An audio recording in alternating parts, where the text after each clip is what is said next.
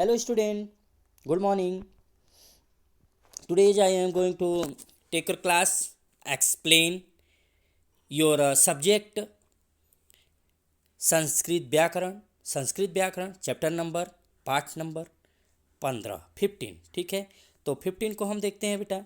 15 में क्या है? 15 में अपठित गद्यांश है, अनसीन पैसेज आपने पढ़ा है, ठीक है। एज यू नो अपठित गद्यांश। गद्यांश क्या होता है? गद्यांश और पद्यांश पहले देख लीजिए। जब गद्य होता है यानी काव्य, काव्य आप जानते हैं जो गा के हम पढ़ते हैं उसे काव्य कहते हैं या पद्य कहते हैं, ठीक है। उसी को काव्यांश के भी कहते हैं या पद्यांश। तो बेटा हमने अभी तक ये जाना कि जो हम गा के पढ़ते हैं उसे हम पद्य कहते हैं, पद्यांश, काव्य कहते हैं या काव्यांश। लेकिन हम जिसे पढ़ के नहीं, गा के नहीं पढ़ सकें वो क्या होता है? गद्यांश होता है, ठीक है। गद्यांश यानी पद्यांश और काव्यांश अलग एक ही होता है और गद्यांश अलग होता है। इसी को हम इंग्लिश में अनसीन पैसेज भी पढ़ते हैं, मतलब अपठित। अपठित का मतलब होता है जो हम नहीं पढ़े हों, अचानक से कोई एक पैसेज आ जाता है, उसी में से देख के हमको क्वेश्चन पूछा रहता है, उसी में से देख के हमको आंसर बताना होता है। तो यही अपठित गद्यांश है, अनसीन पैसेज है संस्कृत के आपके चैप्टर 15 में। आइए देखते हैं। क्लास 6 के स्टूडेंट आप लोग अच्छे से इसको देखिएगा, ओके। तो देखते हैं 15 चैप्टर में स्टार्ट करते हैं। अपठित, तो इसके कुछ नियम है बेटा, कैसे कैसे हम क्या क्या करते हैं। अपठित गद्यांश के उत्तर देते समय विद्यार्थियों को निम्नलिखित बातों का ध्यान रखना चाहिए। किसको? आप लोगों को। सर्वप्रथम गद्यांश को हमें बारंबार पढ़ना चाहिए, यानी गद्यांश जो होता है यानी ये वाला एरिया, ये वाला, तो इसको हमें 2-3 बार 4 बार पढ़ना चाहिए ताकि उसका केंद्रीय भाव ज्ञात हो सके। जब हम पढ़ेंगे तब ना हम समझेंगे कि क्या पूछ रहा है। कभी कभी गद्यांश में ही शीर्षक का नाम भी दे दिया जाता है। शीर्षक यानी कि उस किससे रिलेटेड है वो पूरा समरी, पूरा जो गद्य है, पूरी लाइन किससे रिलेटेड है, तो कभी कभी वो भी बीच में रहता है। जब हम अच्छे से पढ़ेंगे तभी जानेंगे।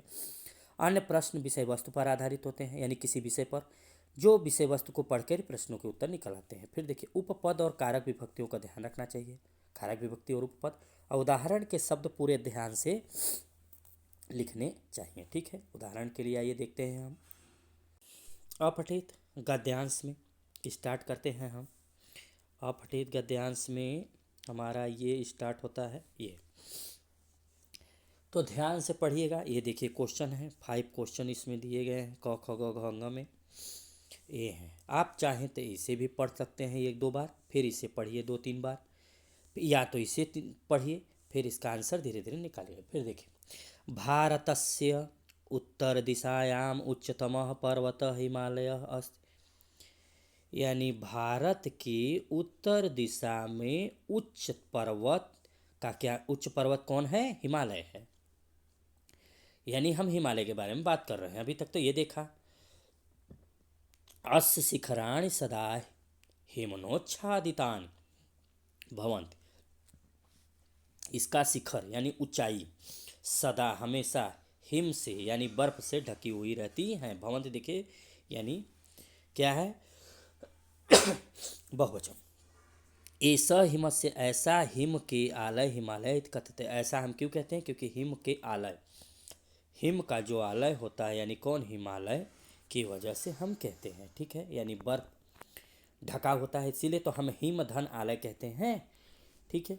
सर्वेशाम तुगंतमम एवरेस्ट मत्स्य सिंहस्ति, यहाँ का सबसे ऊंचा स्थान कौन सा है? एवरेस्ट, यानी एवरेस्ट श्रृंखला सबसे ऊंची चोटी का नाम है। ऐसा यहाँ पे गंगा यमुना सिंधु ब्रह्मपुत्र पुत्रादीनाम नदीनाम प्रभस्थलम अस्ति, यहाँ पे गंगा यमुना सिंधु ब्रह्मपुत्र इत्यादि नदियाँ उद्भवित हुई हैं यानी कि निकली हैं। तस्मिन नानाविधम औषधि, यहाँ पे अनेक अनेक प्रकार का नाना विधा मतलब अनेक प्रकार के, औषधि मतलब जड़ी बूटी भी हैं। अयमेव गिरि शत्रुभ्य अस्माकं देशरक्षा, यह गिरि या पर्वत जो है शत्रुओं से हमारी रक्षा करता है, यानी हमारे देश की रक्षा यह हिमालय पर्वत शत्रुओं से करता है, ठीक है। तो बहुत ऊंचा होने के कारण विदेशी यहाँ पे हमारे यहाँ नहीं आ पाते, जो दुश्मन होते हैं, ठीक है। अब इसको देखते हैं आस्य, तो अब इसको हम देखते हैं कैसे। पहले क्वेश्चन देख लीजिए। अस्य गद्यांश समुचितम शीर्षकम लिखत। तो इस गद्यांश का समुचित शीर्षक क्या होना चाहिए बेटा? तो दो ही प्रकार से होना चाहिए, या तो हिमालय पर्वत। तो हिमालय पर्वत ज़्यादा अच्छा लग रहा है क्योंकि हिमालय पर्वत के बारे में सारी बातें हुई है ना, तो इसीलिए हिमालय पर्वत ज़्यादा उचित लग रहा है।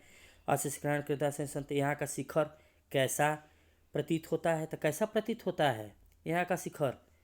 बताइए। शिखराणि सदा हिमनेच्छादितानि भवन्ति, सदा हिम से ढका हुआ प्रतीत होता है। अस्य तुंगमम शृंखमम किमस्ति, यहाँ पे कौन से तुंगतमम शृंखमम किमस्ति? तो तुंगतमम कहाँ पे है? यहाँ पे देखिए, सर्वेसाम तुंगतमम एवरेस्ट, एवरेस्ट मत्स्य श्रृंगमस्ति। ठीक है, ये है यहाँ पे। तो यहाँ पे ठीक है। फिर अभी आपको बताएंगे नीचे, ऐसा कासाम नदी नाम प्रवस्थन। फिर देखियो नदी के बारे में पूछ रहा है, तो नदियाँ कौन कौन सी? गंगा यमुना सिंधु, ये नदियाँ हैं, ये सबसे लेकर। अस्माकम देशम क रक्षत, अस्माकम देश क रक्षत, तब क्या है? गिरि शत्रुभ्यम अस्माकम देशम रक्ष, यानी में हिमालय। अब देखिए आंसर देखते हैं इसका। देखिए ये पूरा आंसर दिया है, देख लीजिएगा बेटा। ऊपर बता दिया आपको, नीचे बताते हैं। अस्य गद्यांशस्य शीर्षकम हिमालय अस्ति। देखिए हिमालय पूछ रहा है शीर्षक, तो हिमालय जाहिर सी बात हमने जो देखा। ध्यान से देखिएगा बेटा, ये इंग्लिश हिंदी संस्कृत तीनों में अनसीन पैसेज एक ही प्रकार से सॉल्व किए जाते हैं।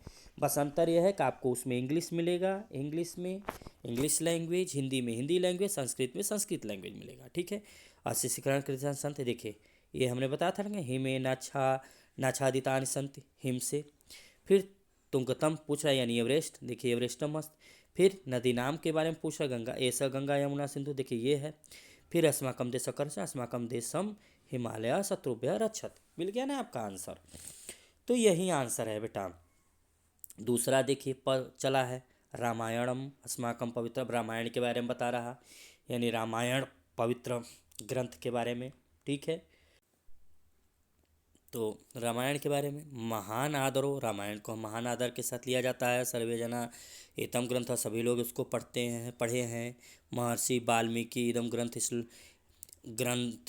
रत्नम श्लोकेशु विरचितवान, यानी महर्षि वाल्मीकि ने इस ग्रंथ श्लोक को क्या किया है? रचित किया है। विरचितान मतलब रचित किया है, यानी लिखा है। वाल्मीकि आदि कवि कथित, वाल्मीकि को क्या कहा जाता है? आदि कवि भी कहा जाता है। रामायणेन अस्य नाम अमरम जातम, रामायण क्या है? अस्य नाम अमरम जातम, यानी प्राचीन समय अमर है यह रामायण। अस्माभिरपि रामायणम पठनीय, हम लोगों को भी रामायण पढ़ना चाहिए। ठीक है। देखिए इसको क्या बता रहा है, अस्य गद्यांश से समुचित शीर्षक क्या होना चाहिए? रामायण ना बेटा, क्योंकि रामायण के बारे में। अस्माकम पवित्रम ग्रंथ किमस्ति, तो रामायण वाल्मीकि ने लिखा था किमस्ति। श्री रामस्य कथा कुत्र वर्णिता, कहाँ पे वर्णित किया गया? तो रामस्य कथा रामायण में न वर्णित किया गया है। इंद्रम ग्रंथ रत्नम कवि विरचितवान, महर्षि वाल्मीकि विरचित किए थे। आदि कवि किसे कहा जाता है? आदि कवि महर्षि वाल्मीकि को कहा गया। ठीक है जी है बेटा, आपको ध्यान देना चाहिए। अब देखिए तीसरा किसके बारे में कह रहा है? भारत सर्वकारेण मयूर एवं स्वराष्ट्र पक्षी निर्धारित, यानी मोर के बारे में, हमारे राष्ट्रीय पक्षी मोर के बारे में। मोर को संस्कृत में मयूरः कहते हैं। तो भारत में मयूर क्या है? राष्ट्र पक्षी निर्धारित किया गया है। भारत का राष्ट्र पक्षी मयूर को बताया गया है। मयूरस्य लावण्यम सर्वेषां जनानां मनासि हरत, यानी मयूर का सभी लोगों को क्या करता है? मनोहर करता है। क्या मनोहर? यानी इसकी जो सुंदरता है वो सबको मनोहर करता है, यानी सबको अच्छा लगता है। यदा अस्य दृष्टि स्वपादयो पतति तदा तस् नृत्यम समाप्यते, यदा जब अस्य दृष्टि देखते हैं तो स्वपादयो पतति तदा तस्य नृत्य, यह नृत्य करता है। मयूरस्य चरणों कुकुटस्य चरणों यो कुरूपो भवत्, इसका चरण जो होता है कुरूप होता है, यानी अच्छा नहीं होता है, देखने में अच्छा नहीं होता है चरण। अस्य विचित्रतम पुच्छम, इसका जो विचित्र जो पूंछ होता है सभी लोगों को रोचक लगता है। सह विषधरान सर्पान खादत, यह विष धारण करने वाले सर्प को भी खा सकता है। कौन? मयूर। अस्य अहिभुक, इसको क्या क्या कहा गया है? इसको अहिभुक भी कहा गया है, भुजंग भुक भी कहा गया है, शिखंडी भी कहा गया है, नीलकंठ के नाम से भी हम जानते हैं, प्रमुख नामों से जानते हैं। तो मयूर का पर्यायवाची भी ये है बेटा। ठीक है, अब देखिए इन्हीं के कैसे बताया जाएगा इसमें। तो शीर्षक तो हमें पहले ही मिल गया मयूर। अस्य गदासन से समुचित शीर्षकम लिखो, अस्य गदासन से समुचितम शीर्षकम, राष्ट्र पक्षी मयूर, ये आपको लगाना है। फिर मयूरस्य नामान कानि संति, अब नाम इसका पूछ रहा है तो नाम क्या क्या हमने देखा, आयु बुक भुजंग ये वाला नाम देखा ना, यहाँ पे नाम इति नामान। फिर क्या पूछा, अस्य नृत्यो कदा समाप्त, यह कब नृत्य समाप्त करता है, तस्य यदा अस्य दृष्टि पादौ पतति तदा तस्य नृत्य समाप्त, जब लोग इसको देखते हैं तभी नृत्य बंद कर देता है। ठीक है, फिर देखिए घ अस्य चरणों कृत, इसका चरण कैसा होता है, इसका अस्य चरणों कुकुटस्य चरणों का कुरूपो बहुत मैंने बताया था, ये वाला चरणों कुटस्य चरणों कुरूपो भवत। फिर नेक्स्ट क्या है, अस्य पुच्छम कृशम, तो पुच्छम इसका कैसा होता है, पुच्छम देखिए, अस्य विचित्रतम पुच्छम जनेभ्य अतीव रोचते। ठीक है, देखिए यही चीज़ है, अस्य पुच्छम विचित्रम जनेभ्य अतीव रोचते। तो आपको ये बहुत ईजी है बेटा, इसे आप, ठीक है बेटा, तो इस तरीके से आप ये अपने इस संस्कृत व्याकरण के बुक में अनसीन पैसे जो अपठित गद्यांश है इसे आप सॉल्व कर सकते हैं।